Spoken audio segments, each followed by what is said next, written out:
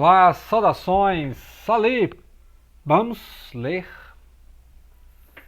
mais Balzac, Honoré de Balzac, Ilusões Perdidas. Aquele romance lá, estilo balzaciano, né? Esse é o estilo balzaciano.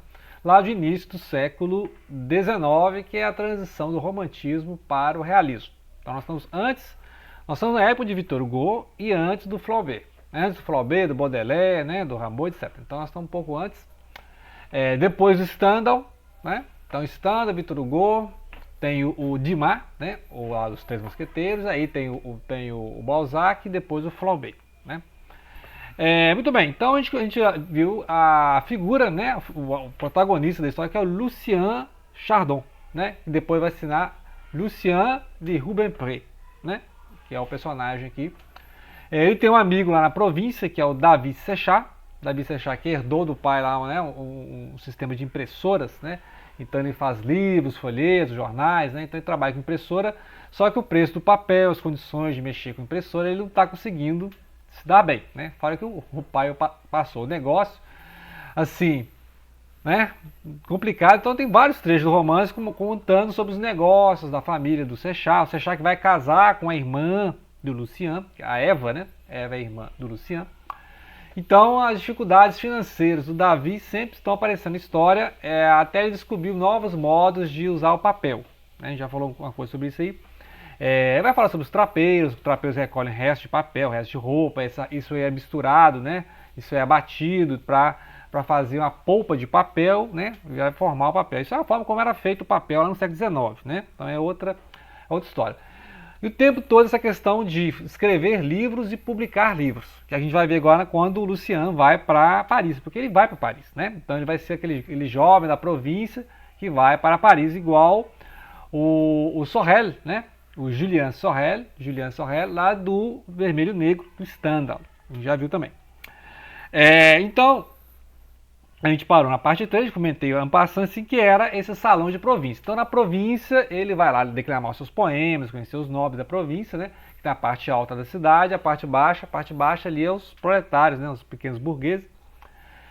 No salão, a única pessoa que reconhece poesia, que gosta de poesia, é a senhora, a Madame de Bargenton, né? Que é a Marie-Louise. A Marie-Louise que vai ficar apaixonada pelo poeta, um jovem poeta.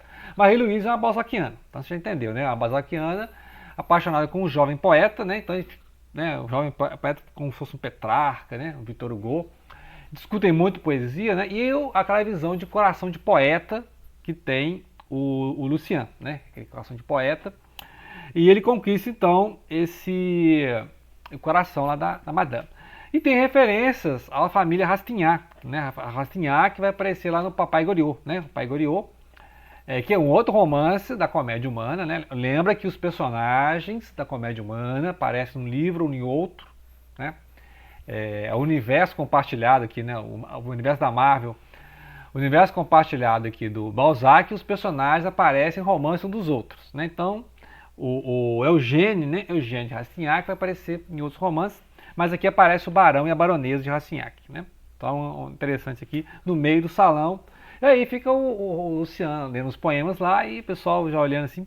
Aí tem lá o Barão de Châtelet. Esse Barão de Châtelet é um outro cara meio intrometido. Sabe aqueles caras intrometidos de província, fica metendo, né, olhando assim? Então esse cara. Aí vai até provocar um duelo. Que tem que ter duelo no romance do século XIX, tem que ter duelo, né? Lembra a regra número 1? Né? Tem que ter infidelidade, tem que ter mulher traindo, tem que ter duelo. Então, o senhor de Châtelet vai surpreender a madame lá em circunstâncias um tanto quanto suspeitas, né, dando atenção ao poeta Lucien, e aí vai falar, que há segundas intenções aí nessa amizade da madame com o poeta, né? Muito bem, enquanto isso, o Davi Sechard está preparando, né, com sua grana, para casar. Ele quer casar, vai reformar a casa, etc, né? E aí tem aquelas conversas do Davi para a irmã do Lucien. A irmã do Lucien chama Eva, vai ser a esposa do Davi de Sechard. E fica falando, olha, eu quero ajudar o Lucien tem talento, pode ser um gênio, mas eu tenho que cuidar dos meus negócios aqui, né? E eu não posso dar ao Lucien o que ele merece, né? Então ele espera, quem sabe, lá com a madame, os nobres, né, reconheçam e possam financiar, né, um mecenas lá na obra do do Lucian. E as conversas aí do Davi Sechar é que você vê os problemas de uso de papel, os trapeiros, né? Ele vai discutindo essas questões. Sempre volta essa questão de que o Davi Sechar, ele abre mão de escrever para publicar livros, né? Ele é o burguês que publica livros, né? Então ele não pode mais se apresentar como artista, né? Ele é um pequeno burguês. Já o Lucian começa a frequentar os salões, só que o salão da província vai estar lá todo mundo olhando para ele assim, ah, você é o filho do boticário, você é o filho do farmacêutico, né? Muito bem, aí esse amor de província não vai dar certo, como eu falei, vai ter uma cena de duelo, porque o Châtelet fica falando, né, as segundas intenções aqui, e aí o senhor de Bagenton vai pedir satisfações, né, mas o que você está falando da minha mulher aí e tal, né? E aí eles vão se bater em duelo, né, tem que ter cena de duelo, e nessa altura do campeonato o Chardon se torna Rubempré, né, o Chardon é o nome do pai, o Rubempré é o nome da mãe, que é uma aristocracia decaída. Achei a palavra aqui. É uma aristocrata decaída devido à Revolução Francesa. Né? Essa história que se passa antes de 1930, mais ou menos na mesma época do Vermelho Negro. Mesma época, né? Muito bem, então depois dessa série de duelo, esse blá blá blá de províncias, um monte de fofoca, é melhor ir para Paris mesmo, né? Então aí eles arrumam uma forma de... Ela vai na carruagem, ele vai em outro, né, para não levantar suspeitas, mas o de Châtelet, que é o bisbilheteiro, né, que é o cara que interferiu na história, sabe aquele cara que interfere na história, né? E esse cara vai chegar para ela e falar, olha, melhor vocês não irem junto a Paris, melhor vocês não morarem junto em Paris, as pessoas vão falar, né? Você não quer que ele seja famoso? Eles vão rastrear a sua vida. Então, esse Châtelet é um personagem estranhíssimo da história, porque ele descobre as coisas que ninguém descobriu, ele parece que tem espiões, assim, né? Aqueles cara-aranha, né, do Game of Thrones, sabe aquele cara que sabe tudo? Assim, como é que esse cara sabe disso? Estranho. Agora, eu achei o personagem mais estranho da história é esse Châtelet aqui, que já provocou um duelo lá, deu uma confusão e tal. Mas aí, então vai o Rubempré, né, que é o nome agora do Lucian, e na carruagem, junto com o Davi Sechar, e depois na outra cidade ele vai encontrar então, com né, no caminho vai ter a carruagem lá da Madame, né, tal, e eles vão chegar em Paris. Ela fala para ele assim, ó, nós não vamos morar junto aqui, né, vou cuidar, né, dos negócios. Aí ela vai se instalar em Paris, vai gastar pra caramba, né, vai gastar muito, porque nobre em Paris, né, ela é nobre na província, certo? Então lá na província ela tem um salão dela, tem um nome, só que agora em Paris ela é mais uma nobre lá, né? Não é mais aquela... E ele, uma coisa, ele é um poeta que tem um certo talento lá na província, né? Ele é um poeta que tem um talento na província, mas o talento dele em Paris, aí tem outros poetas em Paris, né? Paris tem outros poetas e ele vai ter que negociar a obra de arte, né? A coisa que o Baudelaire fala ali, né? 30 anos depois, né? Vamos dizer assim, 30 anos depois, o Baudelaire vai estar falando que o artista é isso, o artista está ali vendendo, né, da sua arte, se entregando, né, para o mercado na sua arte, se maquiando, né? E aí tem até a perda da auréola, né? Aquele poema em prosa do Spleen de Paris, lá do Baudelaire. Então tem várias cenas do Lucian tentando achar um lugar para morar, aquele cara da província, o Davi Sechar não tem como manter, né? E aí vai se endividar, né? Muitas das dívidas que o Lucian vai levantar lá em Paris, depois vai cair no colo, né? Vai cair na conta do Davi Sechar. E aí a gente vê que ele, né, casou com a irmã do Lucian e tal. E aí a gente vai então ver cenas de Paris, muitas vezes narradas pelas cartas do Lucian, né? O Lucian vai mandar cartas para Madame, cartas para a irmã Eva, né? E aí ele tenta ali se manter como escritor, né? Conhecer a vida literária, só que ele vai conhecer a miséria, né? Então não vai dar certo. Então ele vai oferecer os manuscritos dele para vários editores. Eles não vão pagar, então fala assim, eu vou pagar um certo valor aqui, aí a gente vai ver se vai vender e tal. Fica negociando, ele achou que ele ia ser reconhecido como um gênio, os caras iam, né? Não é assim, né? Então escrever um livro é uma coisa, né? O problema é publicar, né? Fazer uma edição do livro, que o livro é papel, é caro, né? Por isso tem vários momentos do livro que vai falar a dificuldade de imprimir um livro. Não é a facilidade, né? O papel, né? E outra coisa, distribuir esses livros. Né? Onde é que vai ser? Como vai ser? Não tinha uma forma de distribuição que tem hoje, né? Até hoje é difícil publicar um livro, né? Então um livro no Brasil é caríssimo. E aí, então, tem sempre discussão sobre fazer livro, publicar livros, né? Editar livros, distribuir, né?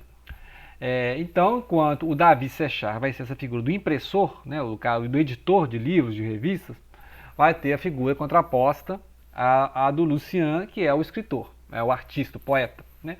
E assim como vai ter aquelas divisões de cidade e e campo, né? Ou seja, a capital e a província. Então tem sempre. Tanto é que o Lucien vai mudar de nome, né? Então ele já estava lá fazendo essas tentativas lá na província de assinar Rubempré. Quando ele chega lá em Paris, vai ser o Lucien de Rubempré, né? Então ele vai deixar esse nome do pai boticário, né? O farmacêutico. Então, ou seja, ele vai mudar o nome porque a figura dele da capital tem que ser diferente da província. Ele agora é o poeta da capital.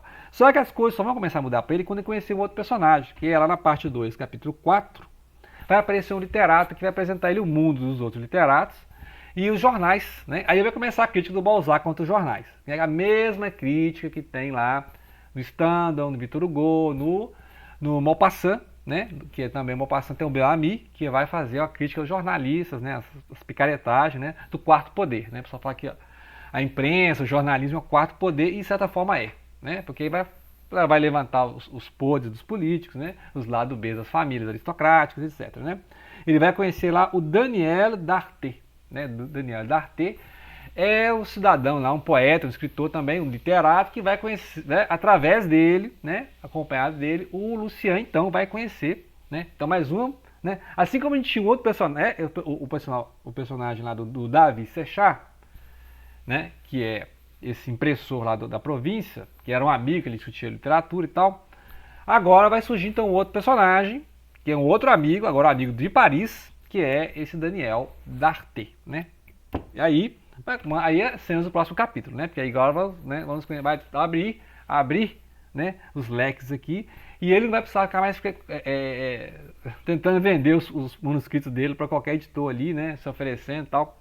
Então, possivelmente aqui vai ter uma mudança mesmo, né? A gente sabe que vai ter, mas né, no próximo capítulo, não posso contar.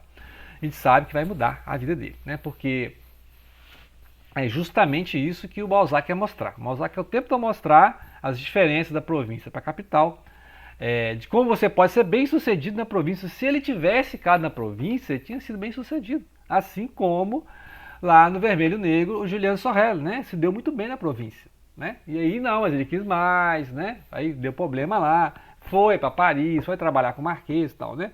Então tem umas similaridades, né, entre o Stendhal e o Balzac, né? Assim, a gente pode até fazer um vídeo sobre isso aí. Qual é a diferença do Stendhal e do Balzac? Eu acho o Stendhal mais psicológico, mais detalhista. O Balzac é descritivista, né? Tem muita descrição, mas geralmente é coisa de panorama, né? Mostra assim classes sociais, cidades, forma de fazer as coisas, né? Igual a como funciona a impressão nessa época, né, o uso do papel, etc. Então eu tenho um olhar mais panorâmico, assim, de recorte mesmo, de cima para baixo, de baixo para cima, né, mostrando personagens em várias classes sociais. Esse painel de época, né, que o Dostoiévski vai fazer. No Brasil tem o Érico Veríssimo, né, já falei de livros. O livro do Érico Veríssimo sempre tem isso, os recortes, né. Você pode ver o tempo e o vento, você pode ver lá no Incidente em Antares, que sempre ele apresenta a sociedade, tem aqueles montes de, né? Você tem o rico, você tem o mais ou menos rico, você tem o dono de fazenda, você tem o trabalhador, você tem o jornalista, você tem o médico, o profissional liberal, você tem o mendigo, né? Tem o mendigo, pai. Então, assim, é um recorte de sociedade. E aí a comédia humana seria tudo isso junto, né? Ele juntaria todas as obras, né? Que são um monte de coisa. No Brasil foi comentado pelo Paul Ronay, né? Que ajudou a traduzir, a coordenar essa tradução.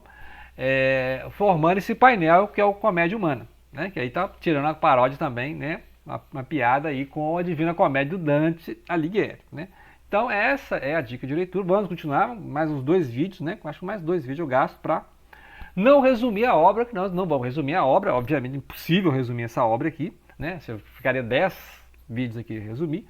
Mas basicamente é isso, é a vida agora do poeta de província na capital, né? A Paris do século XIX, que é a capital, né? A capital é o centro do mundo, né? Paris é a capital do século XIX, né? Como diz o Benjamin, né? O Walter Benjamin. Então é isso, agora como é que ele vai sobreviver em Paris e ele vai ser famoso, né? Ele vai conseguir esse sucesso, né? Então é isso que nós vamos ver. E agora conhecer, né, o Daniel d'Arte e os grupos de amigos deles. Quem que são essas pessoas? São jornalistas, são escritores, são políticos, né? Como é os bastidores do jornalismo, os bastidores da política, lá na época quase chegando ali naquelas revoluções que vai ter, 1830, 1848, né? Aquela confusão política, né? Que a gente já viu lá nos Miseráveis do Victor Hugo, né? Tem um vídeo aí sobre os miseráveis, falando da política, né? Dessas transições que tinha aí de república, monarquia, monarquia e república, ao longo do século XIX na França, ok? Então é isso aí, vamos ler Balzac, obrigado pela atenção, não deixem de compartilhar.